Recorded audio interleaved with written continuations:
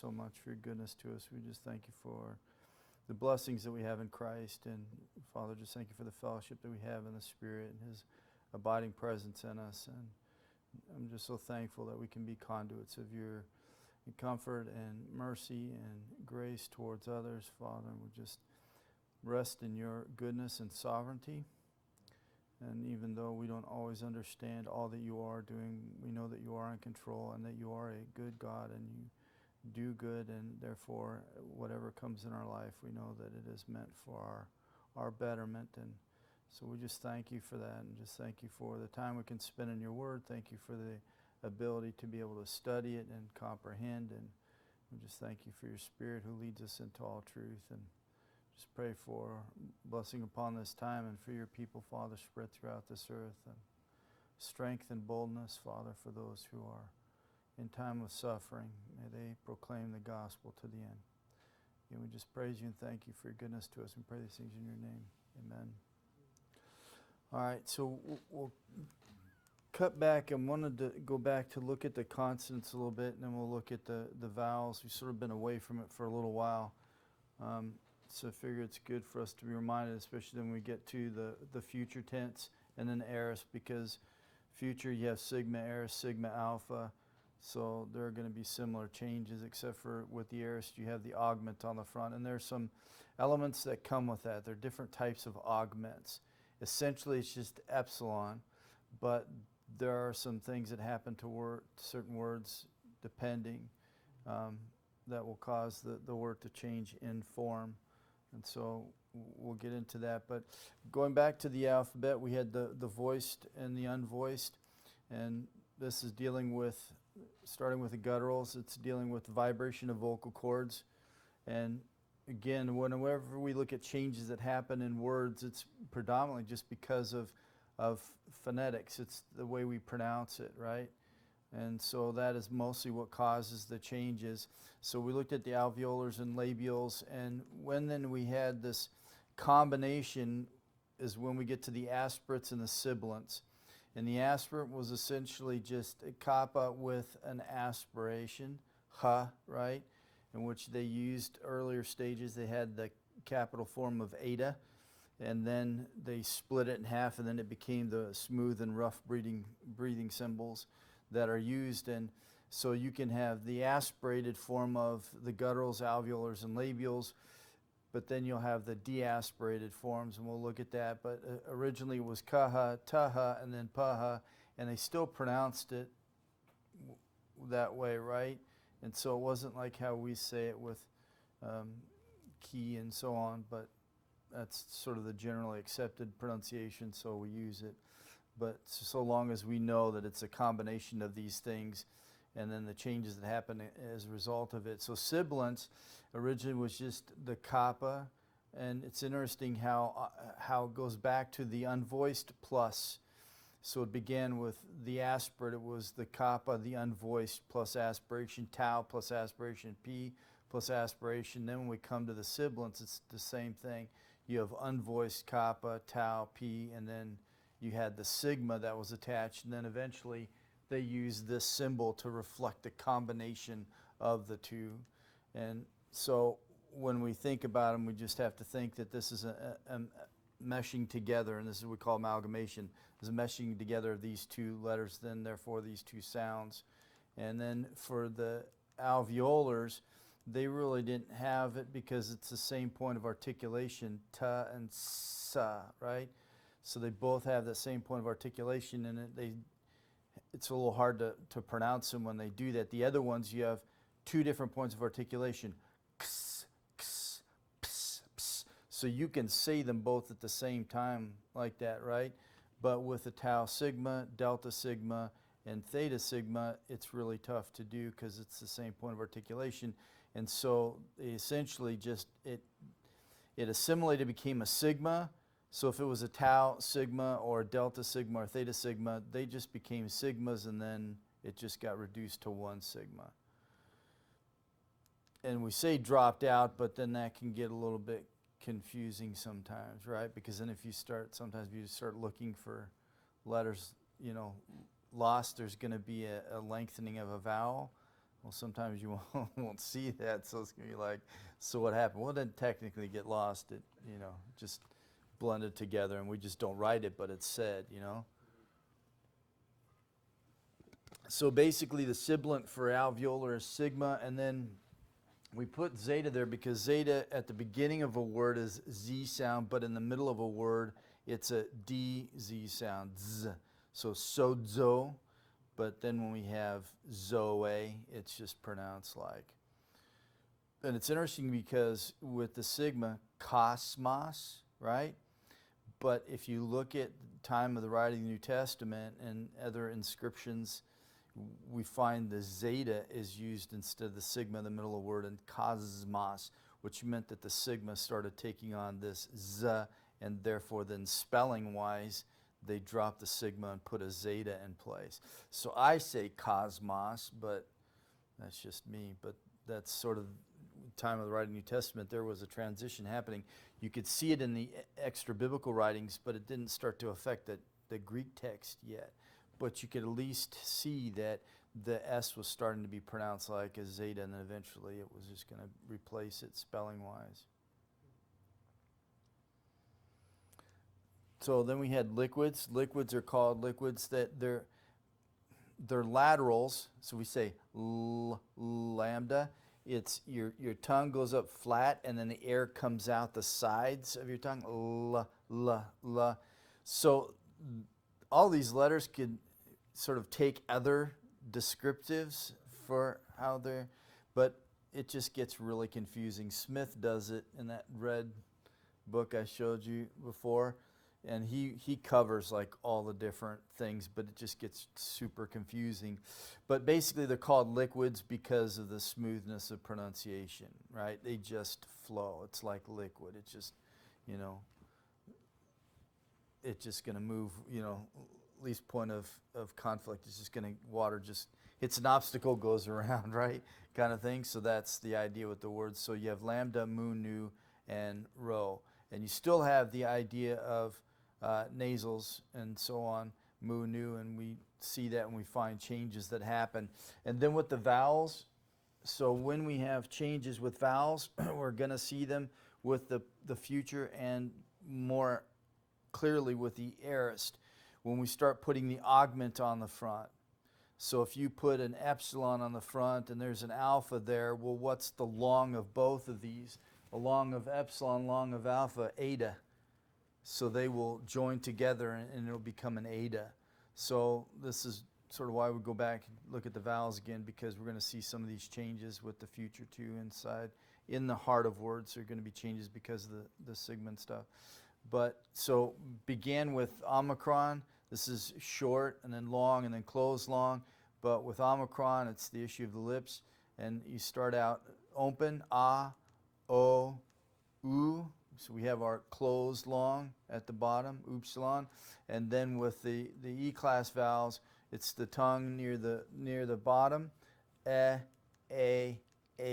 So eta iota is, our epsilon iota is kind of like our English word eight, right? It's real tight up against the roof of the mouth when you pronounce it. But like I say, just keep in mind what the longs are and then the closed longs, because we're going to have changes in vowels and they'll still stay within their parameters, right? So it's not like you're going to see this real radical change and go, what happened here, right? You'll still be able to see it. And some of the rules I gave you on this at the beginning with some of the vowels and that, there are just a few principles I laid out there. 3 of them, I think, total, just sort of explaining the overall significance of change, principles that guide the change, and those will become more important later on as we look at more verbs that begin to change within the heart of the verb itself. But we talked about consonant changes, and this is where we come with the future and then the aorist. We talked about assimilation. This is one of the most common of changes for consonants. And assimilation, you can have regressive assimilation, you can also have progressive assimilation, but it's basically one consonant causes another to change. Usually it's backwards, but it's going to take on likeness as far as point of articulation, manner of articulation, then voicing. And we saw this with Colossians 2:1 as he talks about this being knit together in love, solidified, strengthened. Paul likes this particular term, but if you look at the two words, we have the preposition soon put on the front of it. And we're going to get into these prepositions. I want to get into them because when we get to aorists, you're going to have these compound words where you have the stem, then you're going to have the preposition put on the front, but then we have augments. Well, where does the augment go? Usually the augment's going to go between the preposition and the stem, but if the preposition has a vowel at the end of it, it's going to lose that vowel, and the augment will take its place. So we'll start getting into all of those different changes.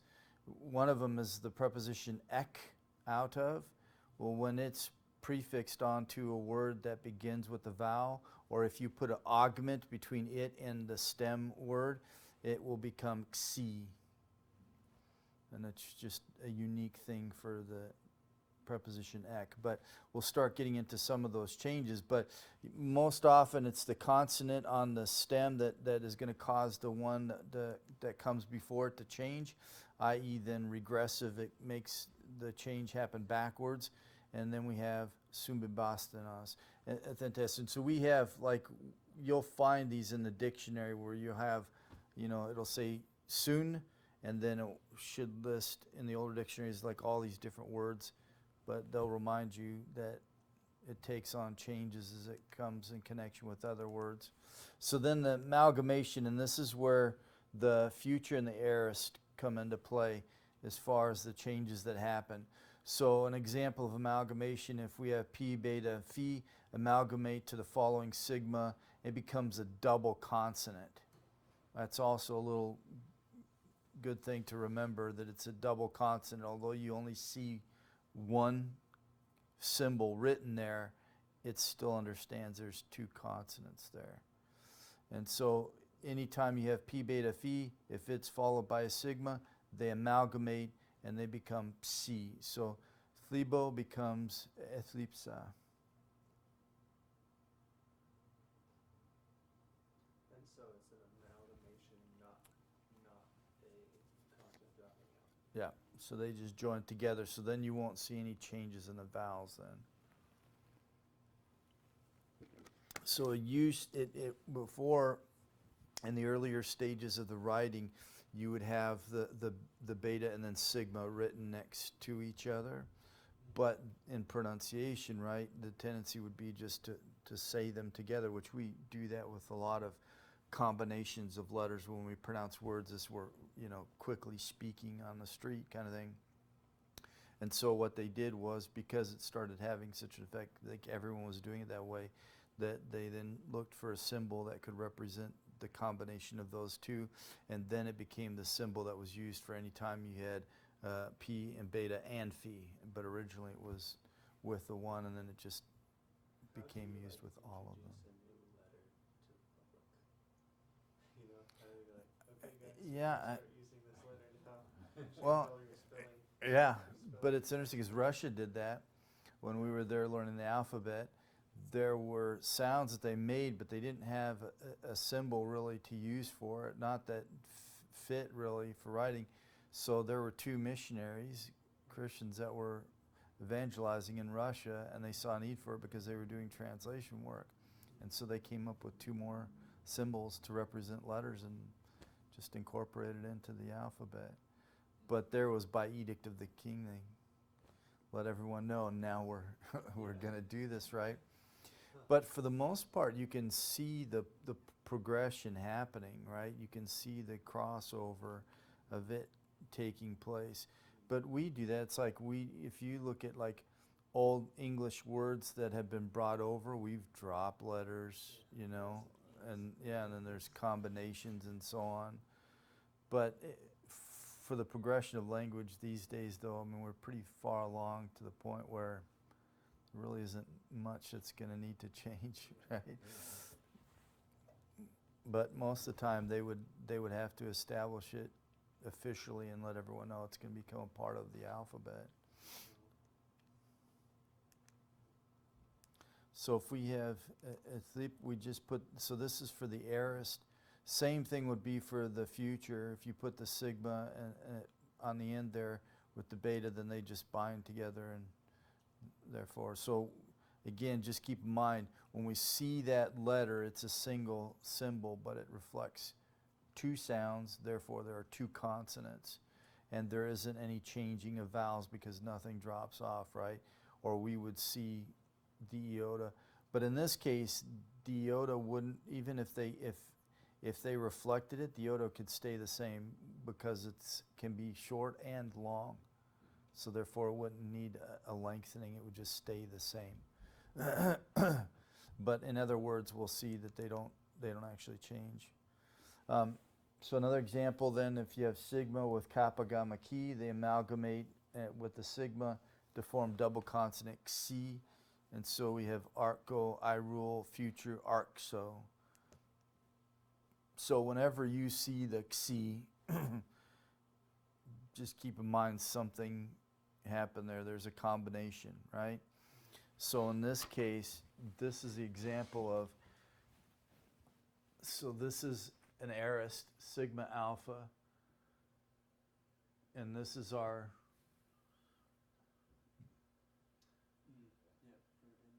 right? Sa, ta, so here's our verb ending, sigma alpha, this is our augment, this is our preposition ek, but because it now is followed by a vowel, the kappa becomes xi. And that's just a unique thing. Yeah, and it just, and once that you can see how it's easier to pronounce it, exe, right? And it's likely the reason for why it happens, but then you know then if you're breaking it apart that it's this, right? And so then if you want to go back, this is the preposition, this is the augment, here's my triliteral root. So if you're doing a word study on, which is really interesting because this is just as he chose us in him, right, before the foundation of the world. So if you want to see why that leg.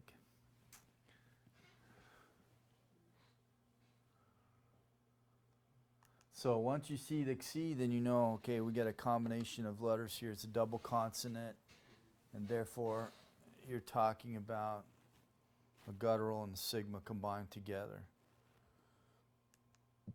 So verb stem changes and future tense. For verb stems ending in a consonant, certain changes take place when the sigma is added to the stem. Verb stems ending in a guttural, kappa, gamma, ki, or a labial, p, beta, phi experience the following changes. And again, it's really simple. It's the same as with the aorist, right? So if you have kappa, gamma, ki, and a sigma, becomes xi. So ago becomes oxo. P, beta, phi with a sigma becomes psi, or double consonant. So blepo becomes blepso. And so just with the sibilants, you think of those as double consonants, Yeah. not the aspirates. Yeah. So aspirates, it's just the letter plus the rough breathing, right? But the sibilants are really the only ones that are a combination of two consonants. Aspirate's just a consonant plus rough breathing, which we'll see an example of that when you have the preposition meta put on the front of a word where there's rough breathing. So when you combine it, then the vowel will drop off and it will attach, but because there's rough breathing, the ta becomes taha, right? And so when you see it written, there will be a theta in its place. So we just keep going back to, right? Back to, oh, look at that. I had an example. I didn't even think about that. So histemi. So we had, this is the original words going back. They were built off the aorist. So didomi, tithemi. So tithemi, right, is just a deaspiration of the tau, right? Because they didn't like two aspirated letters like that. And so they just deaspirated the tau.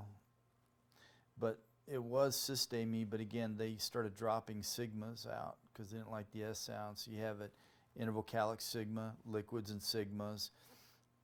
Sigmas beginning certain words, they started to drop them off. And this is the word prahistemi is for elders. Those who stand well is really what it is before. Prahistemi, stand well before. To protect, to guard. So King James translates it, those who rule well, but it's really unfortunate because our English word rule has the idea of over, under, but prahistemi is out in front of. And every time you see discussion about what shepherds or elders do, they come alongside of or they stand out in front as an example, right? As one who leads and one who protects. So our translations are unfortunate. And some of the words didn't mean what they do now back then, but now it's like, well, we need to. It's like the word conversation in Old English doesn't mean, right? It was a reference to your course of life, not your how you spoke, right? But it's completely changed. So it's like people read that and they're like, what?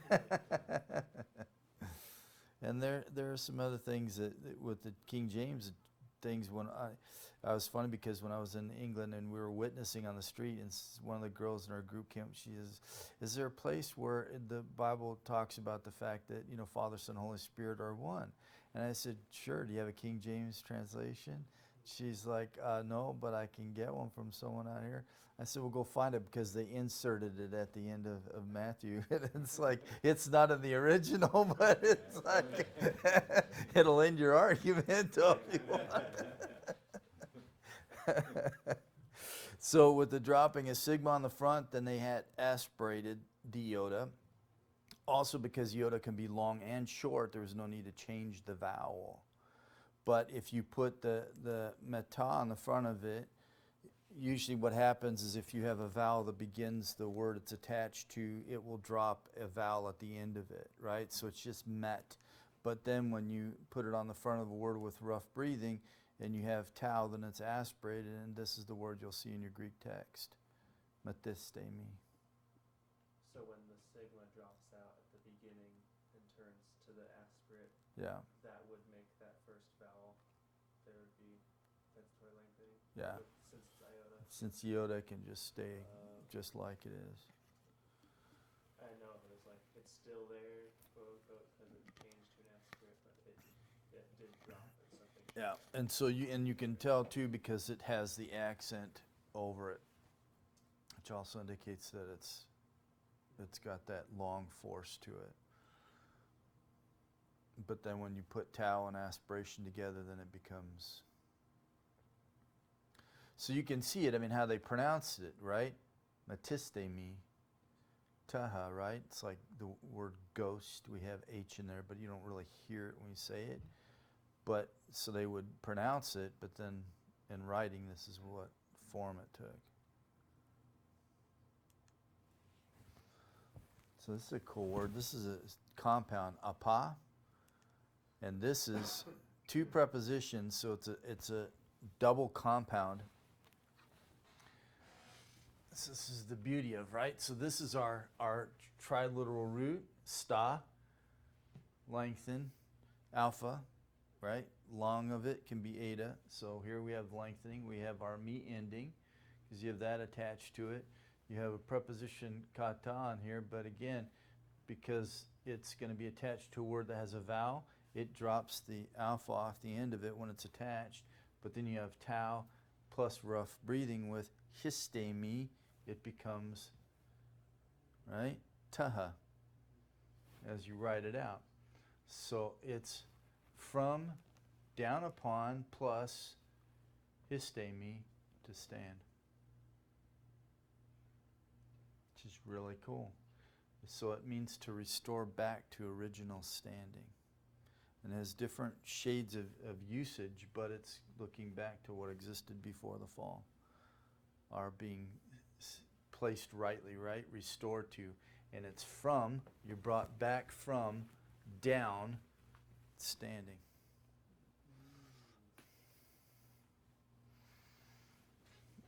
So what's cool is that you start seeing then you'll find words that aren't used anywhere else. They're not in extra biblical Greek writings anywhere. It's not found anywhere else in the New Testament. Then you'll find the author had come up with a new word, but right? Because they can build like that and make these really powerful terms, you know, and put everything together, make one word, right? Like Paul talks about the teachers of false doctrine, heterodidaskaloi. It's likely that he coined that word, made it himself, heteros, another of a different kind teacher. So they can come up with some pretty cool, right? Some really cool terms to describe. But that's just the beauty of the Greek and how God, you know, designed it to be, because you have the Old Testament, everything's so visual and pictorial, and then you come to the New Testament and you have fulfillment, and therefore you need precision and accuracy down to every little detail. But when you're coming across that word, then, right, if you want to break it down and study etymology and what is the significance of it and how it developed, and then how do I understand in this context and that, because again, like it has different, can mean the idea of liberty and different things like that, but it all depends on the words that are around it. But being able to trace it back to the original root, so you'll have to, you know, maneuver, right? Find the prepositions and then get back to the stem, then ultimately to the root. But like I say, we'll know most of these simple changes, and that'll be easy for us. So before sigma, then the tau, delta, and theta, because they're all alveolars, they assimilate with the sigma, so originally becoming a double sigma. Spudo, I hasten, spare no effort. 2 Timothy, this word's used a lot, right? A workman needs not to be ashamed, rightly dividing the word of truth. This is one of the main usages of this particular term. So does to haste, spare no effort. Sometimes we might render it like with the idea of laboring to the point of fatigue, working hard at, right? So this is something that you just don't fall into, but you actually, right? You actually put all your effort and energy into it. But for the future, it just spews so. Which I find it interesting, because in this case, it could have been zeta, right? Combination of delta and sigma, but it's just spuso instead of spudzo.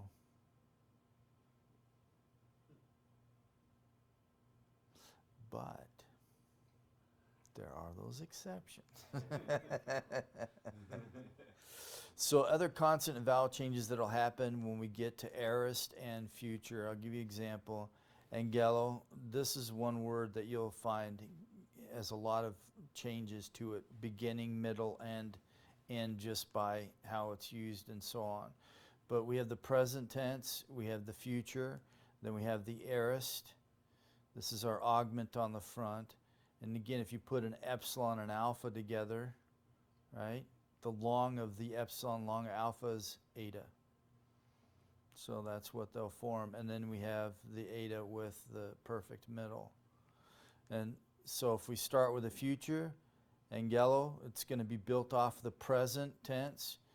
We add the sigma on there, right? But liquids and sigmas don't go together. In this case, the liquid's going to drop off, and it's going to become, in the end, angelo, but it's going to drop the sigma off. And in this is one of those unique ones, right? The exception to the rule. Instead of the epsilon changing, it's going to cause the omega is going to stand. And it takes the accent. Since omega can be long, right?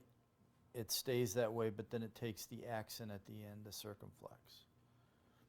And that tells you that there was the dropping of the sigma. There was compensation.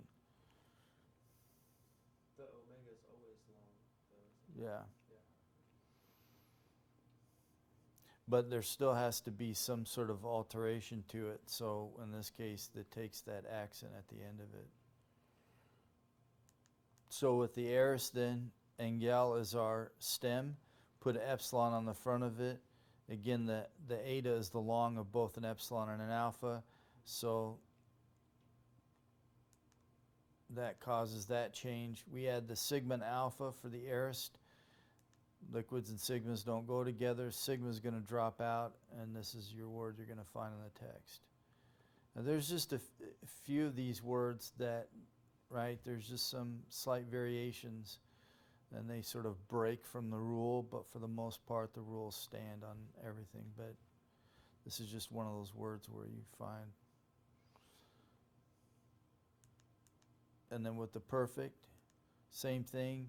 In this case, instead of having the reduplication, because there's a double consonant on the front there, it's just going to take an epsilon. And again, those are going to join together, eta, and then we have our my ending that you attach to the end, and there's no connecting vowel. We saw this last time, right?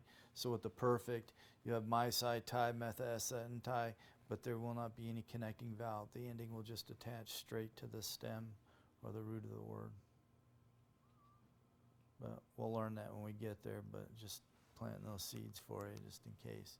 So there will be some exceptions, but again, they're exceptions, they're rare. There's certain words, and you'll come to know them. Angelo is just one of those words where it just has some uniquenesses to it, and you'll know that, and then you'll be able to discern and walk backwards from what you find in the text to where you need to be. The cool thing when you're looking at roots and words, I'll walk through this quickly, but with roots and words, you can see this across the family of languages, and we talk about how with English we can have a word that functions as a verb as well as a noun, and that's really, I think where things started was from nouns, then moved to verbs and so on, but you can have this dual usage. Sometimes it's hard to determine what's what, but we can see the building blocks. So when we talk about adjectives, we're going to talk about things about nouns because they're going to carry the same endings as nouns do. And essentially, the adjectives, they came from nouns. So basically, it was a noun put alongside of a noun. So you can have city and you can have house. Both are nouns. But then I have a city house. Now I've got an adjective and a noun. But the thing we're going to notice is that they share the same endings, right? And so then this carries over adverbs. They're also going to share case forms because they're going to be connected like nouns and adjectives or pronouns. And so you'll start to see the roots of these.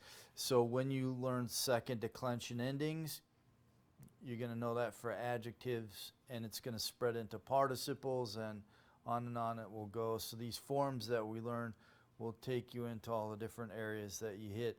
So we may not dwell a lot on adverbs and things like that. Those things will come, but the endings, that's going to be the important part of seeing the relationship of words within a sentence.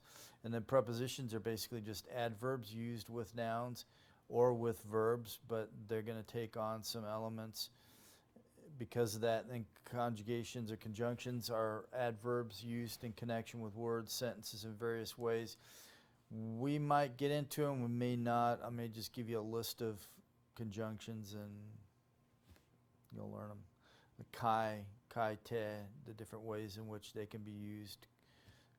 Kai has various usages. We can translate in different ways. Most of the time it's just and it's a connective, but it can also have different ways in which it can be used. But there will be words in the context that will tell you it's being used in a different way than it's traditional. And then a number of these roots go back to the Indo-Germanic, and so we can see them. And this is just across the board in the family of languages. So you have dik, which is to show or point. Dikaiasune, all these kinds of words that are built off of this. We can see the same root in Sanskrit, dikami, then in Latin, diko, indico, and then we have Gothic, teho, and then Germanic, zeigen. And then we can see this in Greek, then it carries over, which is interesting. So our thematic verb, skeptomai. In Sanskrit, the root is spas. It is to look or to spy. So in Zend, it has spas, like the Latin, specio, speculum, spekta, and then our Greek we have what we call metathesis, and we'll talk about this where letters switch position. And so it went through metastasizing, and it went from spec to skep. So all you do is just have the switching of the two consonants, and we'll talk about that because that's one of the things my dad taught in Greek exegesis class, and that's just one of those things that just opened up so much for guys who had already gone through Greek and wrestled with certain forms. It's like just did not make any sense at all. And unfortunately, then the grammars that were out at the time that really didn't explain this element of metathesis and the things that happen in regards to that. And so it was like once he taught that, it was just like, oh, God, this is really easy, man, right? Like now you see it. So it became skeptomai, to spy out, scape, a watching, scapia, a watchtower, scapas, a spy, a goal, and then scopes, an owl. So you can see how the root, and then we just build whatever we want off it. Verb, noun, adjective, right? And on we can go in the different parts of speech. I'm going to skip through this because we already have all this stuff. Ago is going to be a cool one. We'll come back to Ago a little bit later. This is a really cool one. I just saw something the other day with Ago, but I'll save it. I don't want to bog you down with it. So basically we take the stem, right? In this case, the root. We can add the ending on. So this is what we're going to do when we get to adjectives, the same thing. It's going to share the ending with the nouns.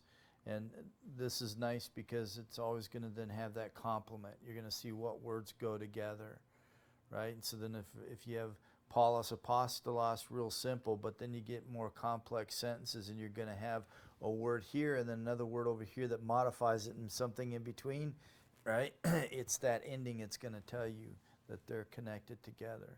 And then how you represent that in translation is going to be, well, up to you and how you make that known, right? In my head, I always do the emphasis and that kind of thing. Sometimes if I'm teaching and preaching, I'll bring it out if I think if it's going to be beneficial. But for the most part, nonetheless, in my mind, so that always messes me up, though, because when I'm reading from the English on Sunday morning or something, that in my head, I know what it is in the original, and then I'm reading the English, and I'm like, oh, man, I sound like an idiot who can't read, but there's a reason. Yeah, it's like, I've got an excuse. So we talked about declension. We'll skip by this, but declension. So this is what's cool is because now, when we get to the adjectives and all that kind of stuff, we'll come back to these things when we talk about first declension and then third. And third is the real tricky one. So we start with second. That's the easiest because most nouns are used, right? Use that. But then we got first, and then we have third. But it tells us where everything's at. So we have up here, this is our article, ha logos, right? So in beginning was the word. So this tells us this is the subject, right? And so all the way through here we have ha logos, the word, was, and then face to face with ton, on.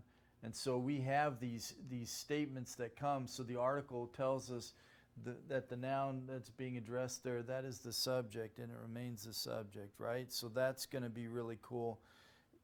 Getting back into this when we talk about first declension is just knowing that helps us indicate where the focus is. And it helps us with translation too, because then we understand when 1 John he writes, right, God is love.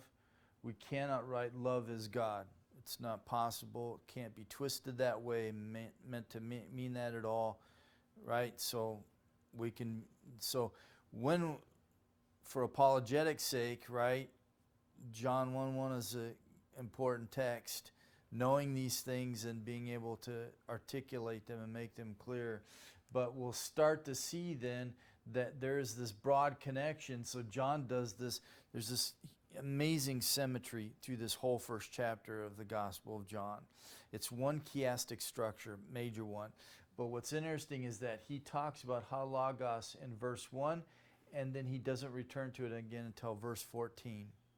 So he is going to make a connection this way. We should see this in the Greek sometimes. In this case with English, we can notice it, right? But there are going to be times where there's going to be connections like this, broad connections. So my dad will always say that context is always broader than what we normally think it is. We have a tendency when we think about context, it's just a verse before, verse after, or a few verses before, a few after. But sometimes it's much broader than that. But these words provide that connection for us. Like we talked about in 2 Timothy 2:1, right? To be strengthened in the grace which is in Christ Jesus. And he used the article, the grace, right? The grace all the way back in chapter 1 that I was talking about. So those connections will be made for us. So he does this then, John, by doing that, he was in the beginning, he was with God, and he was God. And then in verse 14, he's going to take it, he who was God became flesh, he was with God, tabernacled among us, he who was in the beginning has become now in time. And he uses a genita, and this is something we'll talk about with the young people with on Friday night, is that he makes a distinction between he was, ein, being, and then coming into being. But John then takes us from verse 1, so we have all this amazing theological truth that comes in between, right? But then he, in our mind, takes us all the way back to verse 1. Remember those things I said about the word? Now he's going to add on these statements for us. So when we get to passages like Ephesians chapter 2, so this is our Kai. This goes back to the beginning part of chapter 1, and you. So some translations don't translate it and. They don't do the connective, which is really unfortunate because it's looking back to chapter 1. Well, he ends chapter 1 talking about the power of God, right? And raising Christ from the dead. So what he does is, here is your subject. Ha teos. But your subject doesn't come until verse 4. Right? So you have all of these prepositional phrases that are going to run through here and verbs that are going to come, but that's your subject. So what's he talking about? He's talking about God. And the Kai takes us back to chapter 1. And then when he talks about, right, the riches, right, of the mercy of him, and he's going to talk about the fact that you being dead in your trespasses, right, he made you alive together with Christ, right? And then he raised us up and he seated us with him. So he takes all the same verbs he used in chapter 1, made alive, raised up, seated, and he repeats them here. This is what God did to you. Who did it? Hateos did it. So this debt becomes emphatic because he describes what we once were, our state before we were saved, right? Before God intervened into our life. So this debt becomes but God. And it becomes emphatic in light of everything that precedes it. But that's your subject. So we'll start talking more about that with cases because that's what cases can do and the endings that go with them. But then we also then have the adjectives. So the Kai, you say, takes you back to chapter 1. That's just because Yep. it's a conjunction. Yep. So what There isn't something that you're seeing that takes you back to a specific place. Nope, and it's just Kai by itself, so it doesn't. It's root meaning and significance, and so what he's doing is he talks about the power of God that rose Christ from the dead, the power of God that raised us spiritually from the dead, the power of God as he goes on in the chapter that bound Jew and Gentile together as one new man. So really, the first 3 chapters is about the power of God. Thus, he ends with the doxology, right? He was able to do far above, right? We ask or think. He ends with that doxology on the power of God. So the whole entire thing is, so this is an illustration of the power of God. Just as the end of chapter 1 is an illustration of the power of God. He raised Christ from the dead. Here's another illustration of God's power. He raised us from the dead spiritually. Another example of his power is that he made Jew and Gentile to one new man. So your context, right? And we see all three chapters then are fit together. So then when you get to chapter 3 and you have that digression, right? I bow my knees before the Father. And then he goes to talk about his ministry to Gentiles. And then he comes back in verse 14 and says, I bow my knees before the Father. Now he's returning to the thought he started with in the beginning of chapter 3. So then you have to figure out, so how does this digression fit into this overall explanation of God's power, right, in his life? And Ephesians is good this way because having these connectives like this and knowing the relationship cases and the and so on, because Paul has 8 run-on sentences. And so tracking him would be just, it's killer enough as it is, as Peter says, right? He's a tough dude to read sometimes, right? But at the same time, these clues right here help us fit the pieces together. Yeah. So, in one sense, the reality of it is that chapter 2 isn't about us, even though it's about us. It's about God and his power. So somehow if you preach that and don't preach that, you're missing the message of the chapter, right? Which I say that and go, did I do that? But so this is the beauty of case and all of that, is you're just going to find that you're going to have this far-reaching, right? English can't do that as well as Greek can do that. One question. Yes. Verse 2. Mm-hmm. The fourth word, peripatate. Peripateo is to walk. I see that the iota and the epsilon are right next to each other. Like they don't contract or do anything with each other. I'm So, looking right at this here? chart that you, yeah. Right here? No, because this is, yeah, so this is your preposition, Mm-hmm. peri, and this is going to be your augment.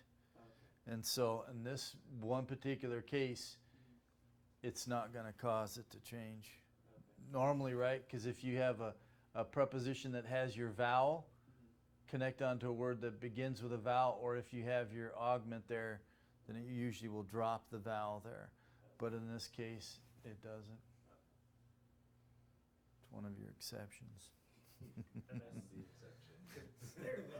Yeah. I But see that. peri has a tendency to do that, though. It has a tendency to maintain its final vowel most of the time when it's connected.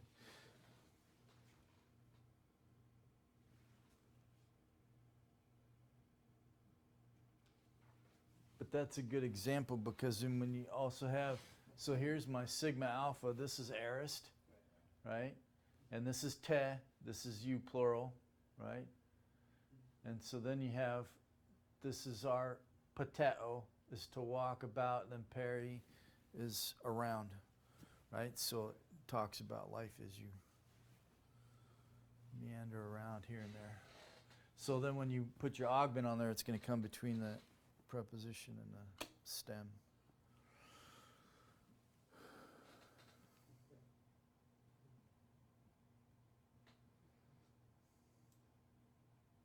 That's a great word. And it's interesting because he uses it in verse 2. He's going to use it again in verse 10, right? This is what your walk was like, but this is now what your walk should be like. That prepares you for chapter 4 because he's going to have walk, walk, walk, and he's going to use that word. And then he's going to get to the end, chapter 6, stand. So the flow of Ephesians in 3 words: sit, right? Walk, stand. Which is very telling because when you get to your relationship to Satan, it's not walk. You don't take the offensive. You take the defensive. You stand. You don't give your ground, but you stand. Doesn't tell us to bind them. Yeah.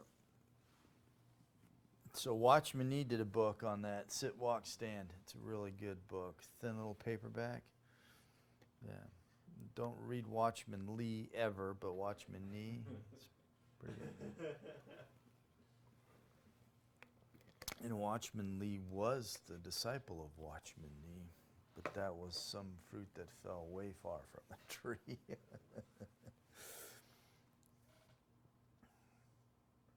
So when we get the first declension adjectives, we'll get into some more of these different connections like this.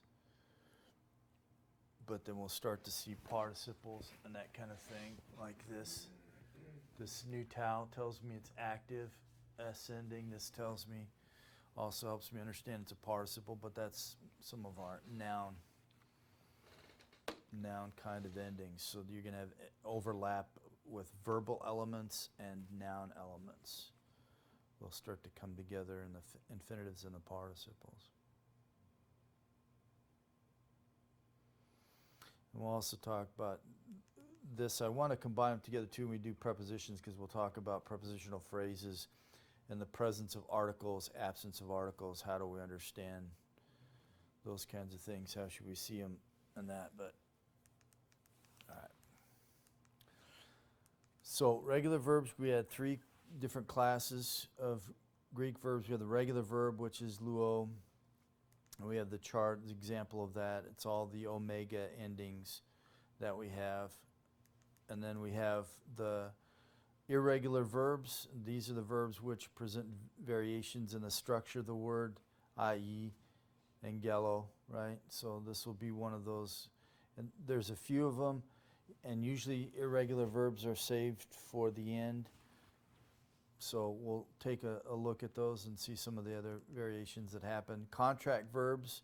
These are verbs whose stems end in a vowel, which vowel occasions certain changes in termination or in the formation of tense stems. That's part of the reason I wanted to know if you guys had the addition to this, because some of the things will get explained. So I'll make sure you guys get that, and then we'll talk about those.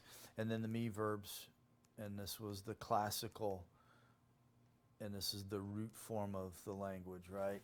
The, sta, da. There's some 400 roots for the most part for Greek New Testament. And, you know, you'll learn those as you go along, but if you take the time in Metzger's book to at least get the ones he gives you, then that'll take you somewhere. And then we looked at verb endings, me, ct, mente, nc, which was nti, but then became nc. And so everything, so we took it primary, secondary. Secondary takes all of it from primary. So this is where in the verb endings, when they started to attach these to words and took on significance, everything was built off of the primary ones. And then we can see the carryover even when it comes to the my side tie, right? All you have to do is you have me and then the alpha added here, alpha added here. So we can see, just visually looking at the charts, we can tell that there was some connection to it. But if you look back in the family of languages, go back Sanskrit then to the parent language that lies behind all of these, then we can see that this was consistent throughout the family of this particular language. They all did a similar thing, carried on into Latin, and the endings continued on. But then eventually that me became omega, and then Latin took it over and it became an O ending and an S and a T. So if we go back to the parent and then to Sanskrit, everything started with primary and then moved to the secondary. And we have me, ct, mente, nti.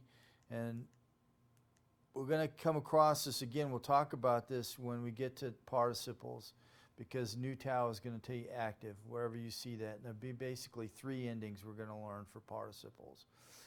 Once you know those, everything else is a piece of cake, right? One of the things we'll learn is talk about, if you want to look at your chart in preparation for, but when you look at aorist, it's interesting because aorist will use active endings, but also for the aorist passive, it'll have active endings, but then it'll have the theta epsilon, which becomes the theta eta. well, we'll find it does the same thing when it comes then to the participles, because it will have the theta epsilon. So that the little saying, right? When I see thais, I think thence. Nu tau is active, theta epsilon is passive, right? So there will be a combination of those two elements together, and we'll talk about the significance of that. But we can trace it all back to these things. And then, so when we look at whether present tense or the perfect, my sai tai metha sentai, and then with the perfect, we don't have a connecting vowel, but we have the same endings and then reduplication. So just knowing those endings, right, that will take you miles. So all the other little things, you know, change of this, change of that, we'll keep going back and seeing it over and over again. But that chart with the endings on there, if you just get those down, those endings will take you miles. And you'll be able to discern between the present and the perfect and all that kind of thing. But we'll see some crossovers, though, when we get to the aorist subjunctive and the future tense. There will be, they share luso. So you'll have to look at the context to determine whether it's a future or whether it's an aorist. But the form will look exactly the same. And occasionally you have that with the present tense. If it's an indicative or if it's an imperative, context will be the deciding factor. We had that in 1 John. It was in chapter 4, where it could have been taken as an imperative or a present indicative. And only context will help you discern which one it is.